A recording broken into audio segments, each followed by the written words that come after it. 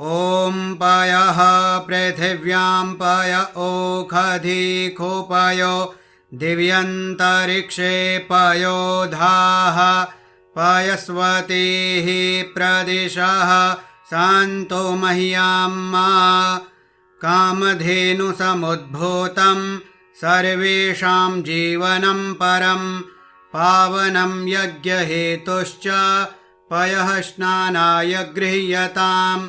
भगवते श्रीसाम्ब सदाशिवाय नमः। पयः स्नानं समर्पयामि। पयः स्नानान्ते शुद्धोदकस्नानं समर्पयामि। शुद्धोदकस्नानान्ते आचमनीयं जलं समर्पयामि। ॐ दधिक्राब्णो अकारिखं जिष्णोरस्वस्य वाजिनः सुरभिनो मुख